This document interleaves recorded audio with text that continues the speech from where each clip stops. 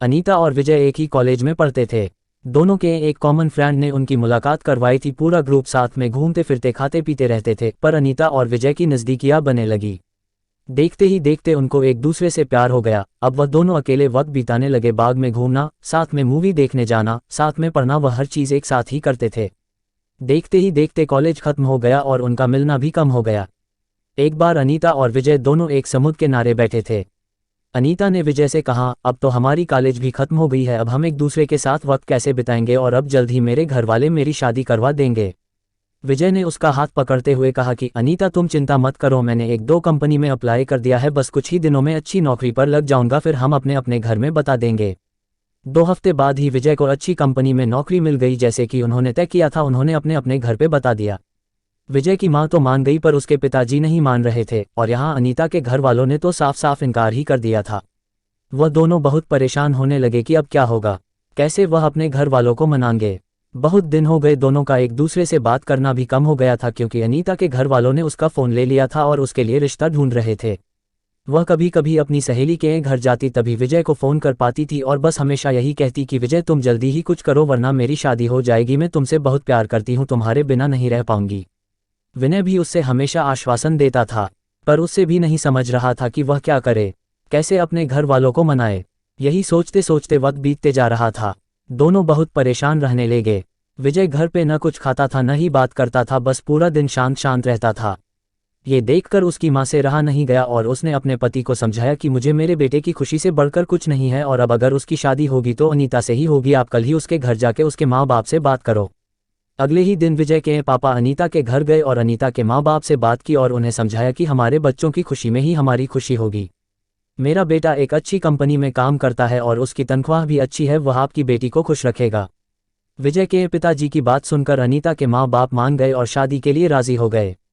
विजय और अनीता की शादी धूमधाम से हुई। दोनों बहुत खुश थे।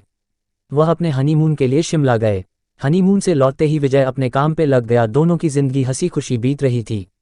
उनकी शादी को अब 3 साल होने वाले थे, पर उन्हें अभी तक बच्चा नहीं हुआ था। घर वाले, रिश्तेदार, सब लोग अनीता से हमेशा यही सवाल पूछते थे कि खुशखबरी कभी दे रही हो, पर वह हमेशा मुस्कुराकर बात टाल देती थी।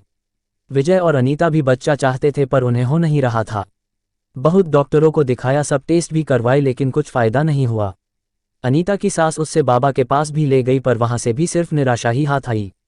अनीता बहुत परेशान थी। उससे यही चिंता खाए जा रही थी कि वह कभी मां नहीं बन पाएगी।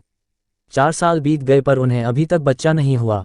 एक दिन विजय ऑफिस से लौटा तो उसकी मां उससे चिल्लाने लगी कि तूने अपनी मर्जी से शादी की, अब देख रहा है ना बच्चा भी नहीं हो रहा है, अब हमारा वंश आगे कौन बढ़ाएगा। लोगों के ताने सुन सुनकर मेरे कान पक गए हैं, आखिर हमें भी इच्छा होती है कि अपने पोते पोतियों को देखें। ये सब अनीता सुन रही थी। विजय ने अपनी मां को समझाया कि जरूरी नहीं कि आपकी बहू में ही कुछ कमी हो, मुझ में भी तो हो सकती है, आप शांत हो जाइए। जैसे तैसे उसने अपनी मां को चुप करवाया और अपने रूम में चले गया, जहां अनीता बहुत रो रही थी। विजय उसके पास गया और उससे गले लगाकर कहने लगा, तुम चिंता मत करो, सब ठीक होगा, मैं हूं ना तुम्हारे साथ में, तुम्हारा साथ कभी नहीं छोड़ूंगा।